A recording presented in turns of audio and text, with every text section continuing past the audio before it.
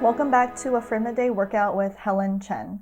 So today we're gonna be doing this this shot from the movie Gravity. So I do workshops here and there whenever I when we used to do a lot of talks or things like that at conventions. And this is one of the shots that I use in my lecture, and I really like it for that reason. I mean, I'm not a huge fan of the movie, but this shot in particular, I've always responded to just because of how strong it is and how much I like what they're doing with the storytelling. Specifically because of some of the themes that are present in the movie being represented in this one shot. It just feels like, I mean, I think there's a reason why this shot is like one of the most iconic from the movie. It's because of how symmetrical it is. The character floating like that is just very interesting, and it grabs your eye immediately, and it just says a lot about the story. So I chose this image to do for today, even though I'm actually like the whole time I was painting this, and even now when I'm looking back at it, I was dreading it because it is a really hard scene to paint. I really struggled with this one and the color selections, and just because there's so much little stuff going on. But I felt like it was important to at least bring this into the workshop or the workouts this week, because it is such a good example of just visual storytelling. So if you guys have seen the movie Gravity, it's about an astronaut that things go wrong and they have to get back down to Earth basically, and it's just about the journey of that. But at the same time, there's this overall theme of rebirth that's very present in it, and kind of like will to live, things like that. And this kind of and life, and this kind of is represented in this frame. What I really love about it is that it kind of like parallels rebirth imagery through making this feel like a womb.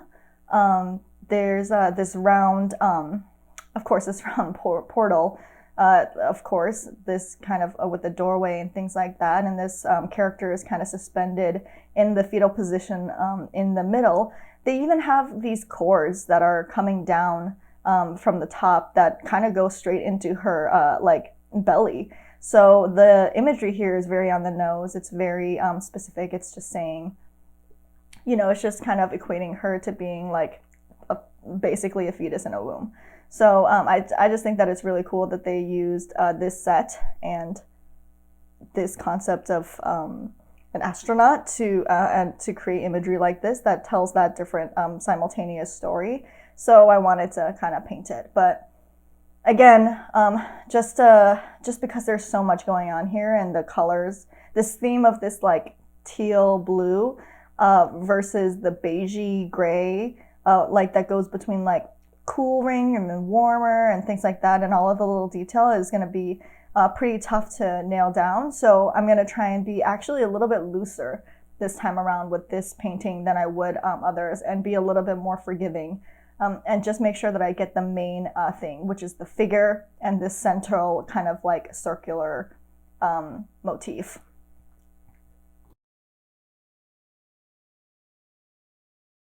Because I know this is going to be really hard for me to capture all in one go, I'm not going to be as picky about the colors that I choose. I'm going to end up going over on top with some multiple layers to get the right values and things like that, and tweaking from there. So what I'm going to try and do now is at least put a stake in the ground with my lightest light, and then progressively I'll go darker around the edges for all the other stuff.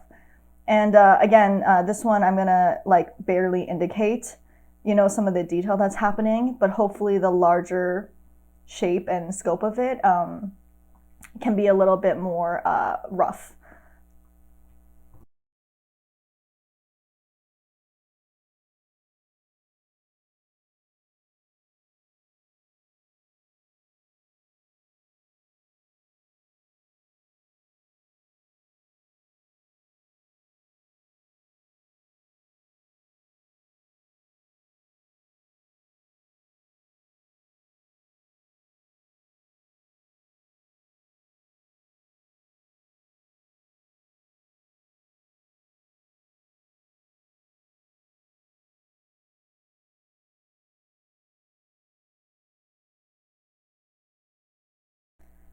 What's so great about this shot also is I actually had a chance to talk with the production designer of this movie a little bit and ask him how some things were done. And this shot and a lot of the shots of her in the ship itself is CG. So of course, obviously, but the way that they kind of married it together and to make things still feel really natural and that she really sits in there is what they would do is when they were filming just the character, they actually created faux sets where they wouldn't have all of this stuff obviously, but like it was like a cube where they kind of like pasted printed out like the set printed out on paper and then like patchworked it so that all of the light bouncing around would still reflect on her correctly.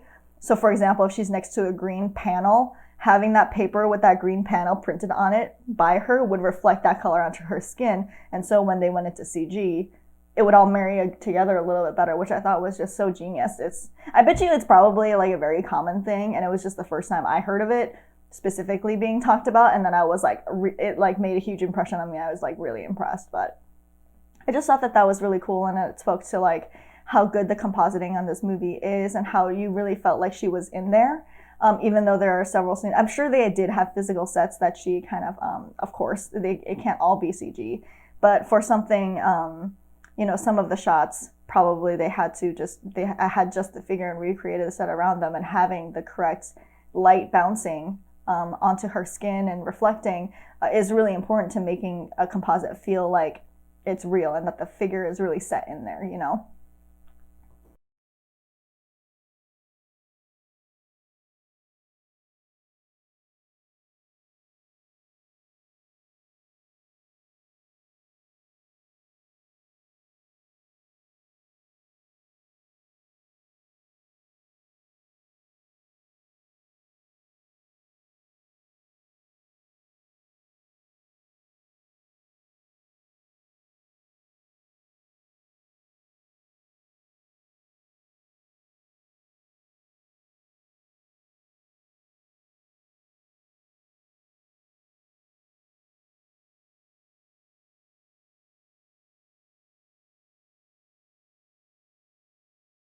The biggest hurdle I think for this um, shot, besides just the color scheme and getting all of that to read, is just these concentric circles and how much detail is present within them.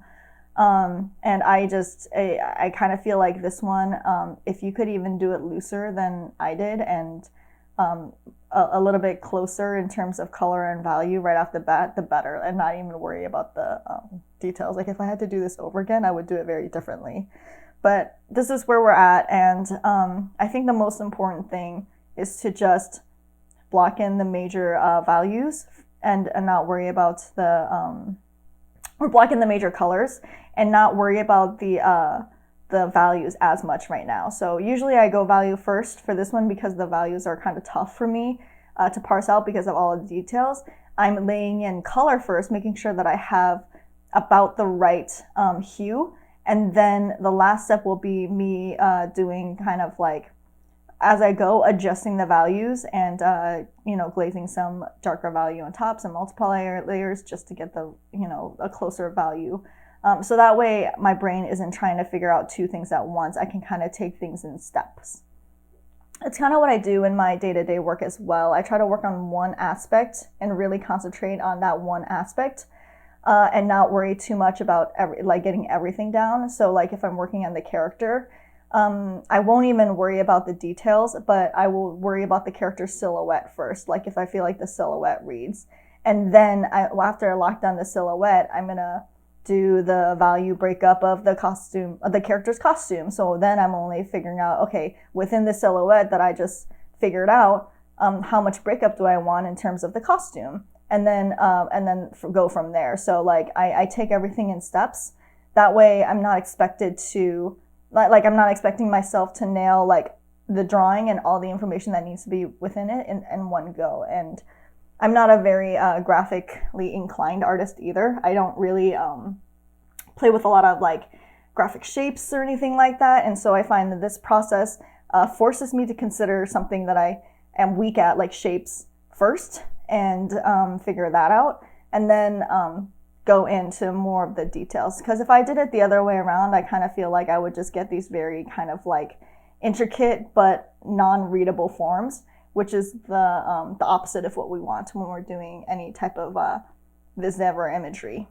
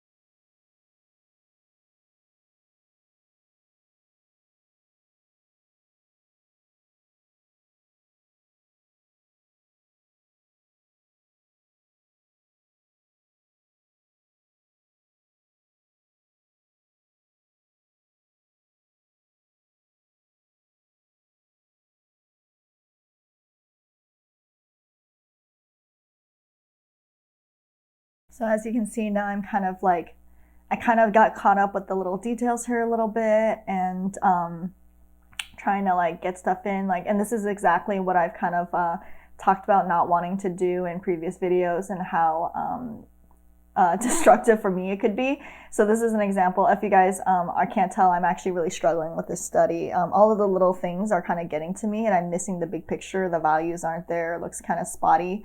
So I had to really take a step back and think about how I want to approach this and how much detail I want to put into it.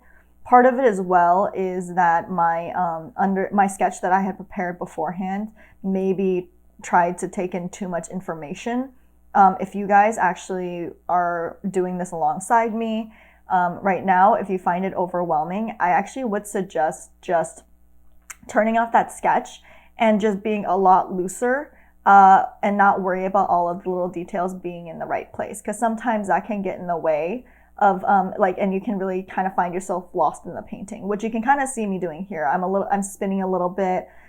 This is why I like doing the narration of these videos after I'm done painting it, because I'm sure at this point, if I were like recording myself, it would just be a bunch of swear words and a bunch of like frustrated noises, because it is so hard.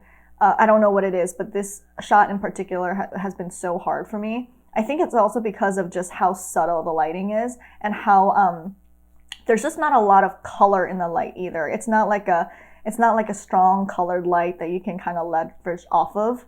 It's very subtle. It's very kind of diffused almost, which of course it would be. It's kind of if you know the cinematographer who did Gravity, you would know he did Tree of Life as well. It's even in this different setting with the space and this equipment, it has the same kind of angelic feeling, which again ties into kind of the whole vision of the project, right? This whole movie, like at the end, she falls from the sky into the water. It's like another allegory for rebirth, you know, like not to get gross, but like coming through the water and like getting on the beach, all that stuff. So I think it's very appropriate lighting choice. If there was a lot of strong color in it, it would kind of like take away from this peaceful kind of moment. And of course, there are stronger colors that come through later in the film, especially when things are going wrong and there's like flashing red lights and things like that. But in this moment, it's very appropriate, and it's about this figure and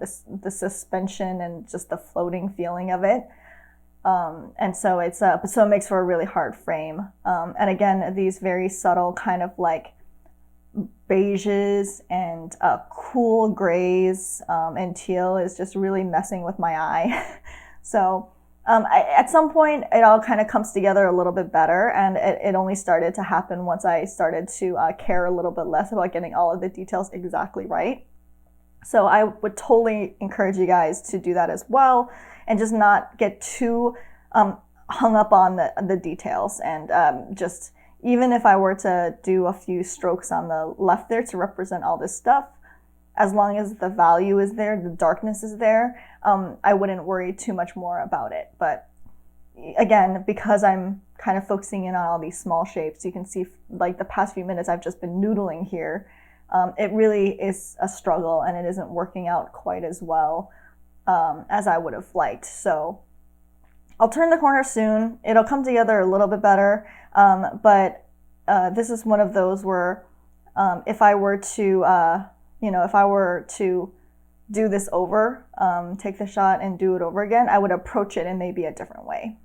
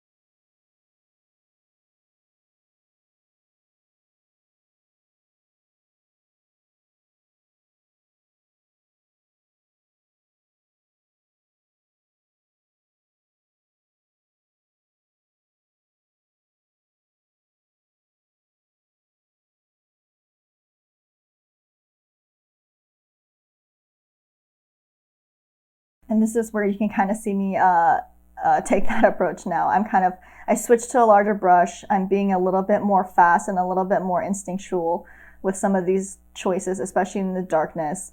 I know that in the dark it's a lot more forgiving, just because it's harder to discern if you're accurate or not, and it just needs to be dark. And so I'm taking this opportunity to like loosen up again, and really try and be a little bit less precious, and just get it in there. And one of the things that too is I know that there's other things that are important to me in this image, because the umbilical cord like tubes or whatever are so important to the storytelling of this. I know I'm going to have to get those in, and I just want to make sure that like I spend time on details that matter and not details that don't matter, like all the little grooves and all of the little like shapes that are in the door, which I was noodling for like 20 minutes earlier.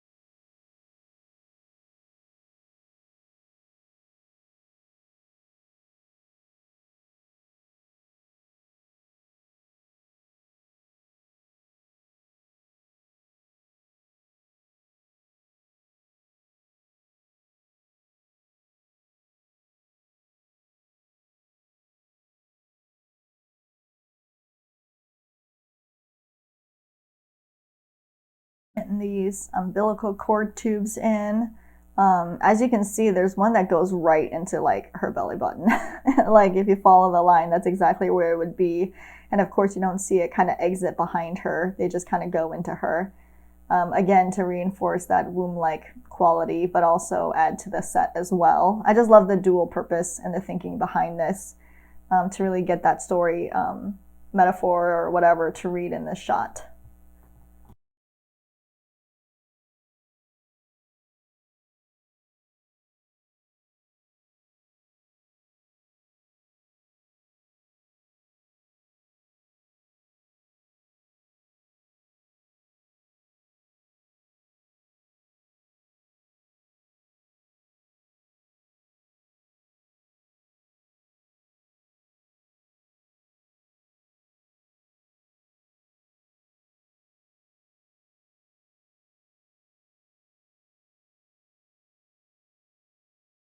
I'm starting to do stuff on the right here. I'm gonna try and go a little bit faster and a little bit more like intuitively, just to start getting the stuff laid in. I've been taking too much time noodling at small details, and I kind of realize that, so I'm trying my best to just lay down larger swaths of color, to cover a larger area, just to get all of this stuff kind of filled in.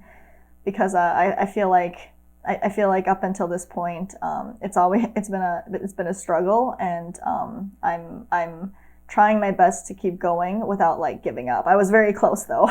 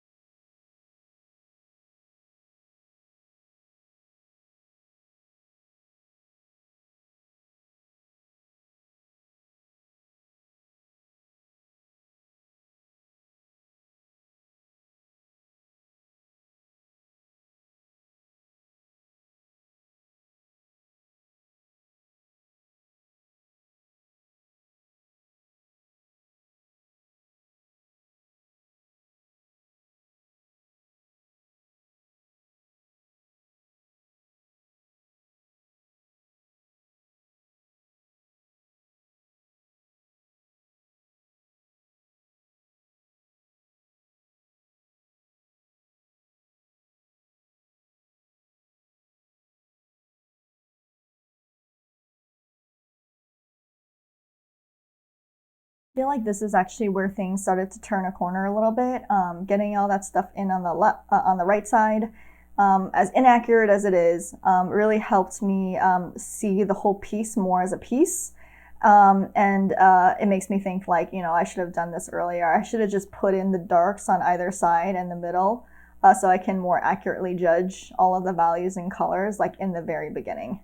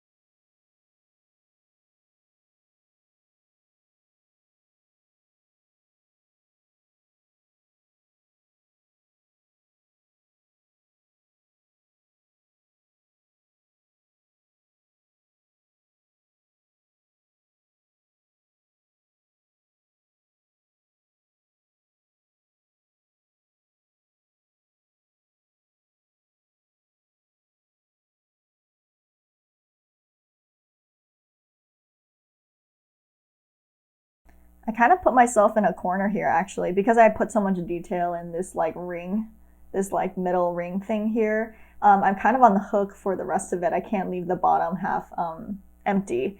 So I'm gonna put a little bit more detail there before I move on to the figure. But I'm really hoping the figure itself will tie everything together. Most of the time they do, just because our eyes as humans we're drawn to like people and specifically like maybe a pair of eyes to look at. We always look for the face of stuff. And this figure hopefully will draw enough attention where everything else will kind of like fall away. So once it's in, as long as it presents pretty well and is pretty solid, I feel like all of the hard work and all of the stuff that was really maybe not working quite as well in the backgrounds will be a little bit more forgivable. And plus, I just really like the soft light wrapping around her body. It's going to be a bit of a challenge because, like I said, it's kind of a colorless light. It doesn't have a strong hue to it, and sometimes that can make it harder to paint.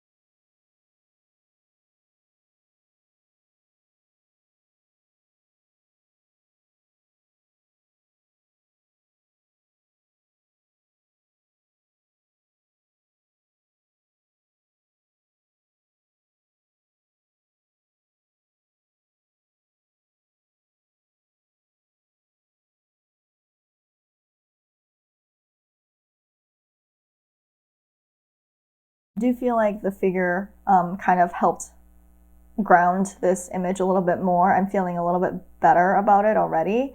And it's already helping me see some of the areas that I need to revisit.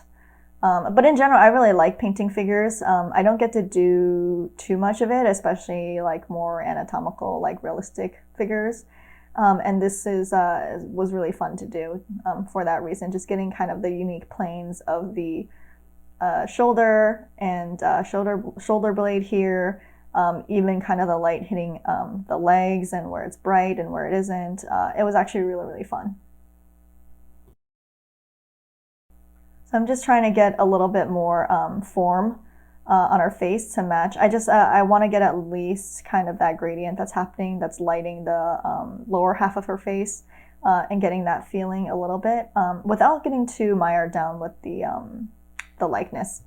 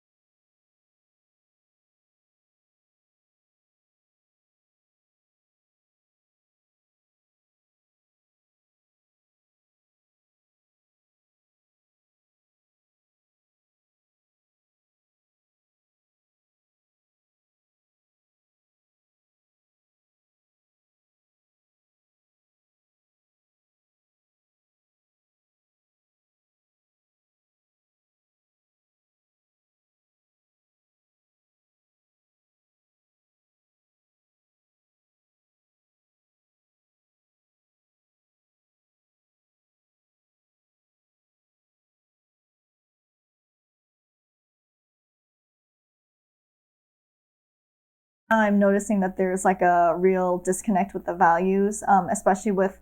I kind of figured that my figure is a little bit more accurate to the values than the background at this point, probably because I'm a little bit more comfortable with the figures.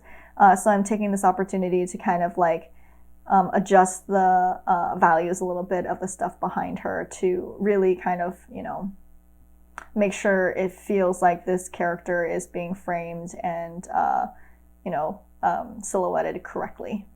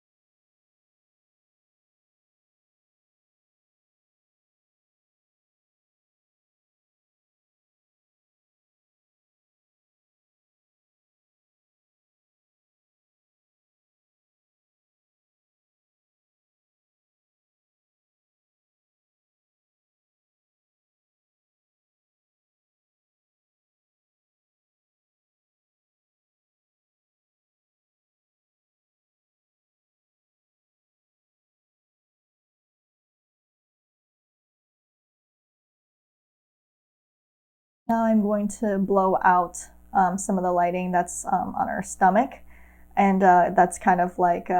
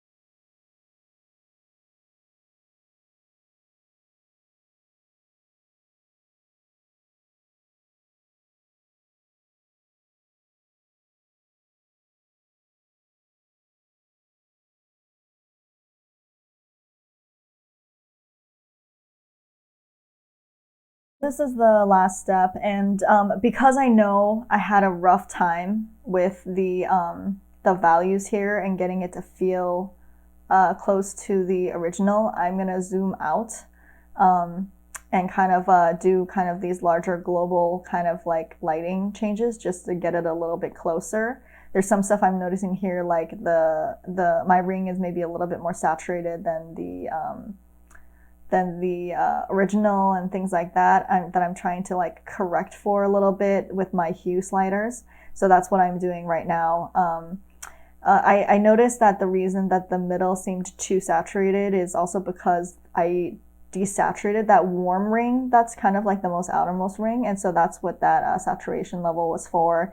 I basically up the saturation until I find the warmer beige that I like, and then I mask out only that part so it doesn't affect the rest of the image.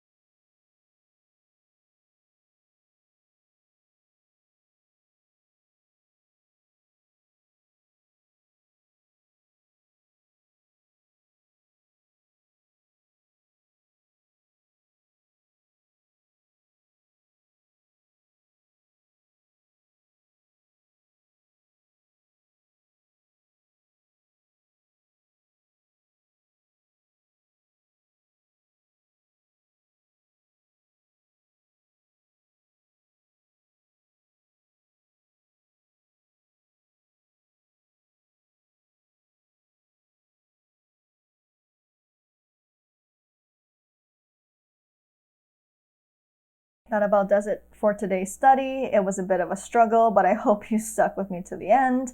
And I hope yours turned out better than mine did. Thanks so much, guys. I will see you tomorrow.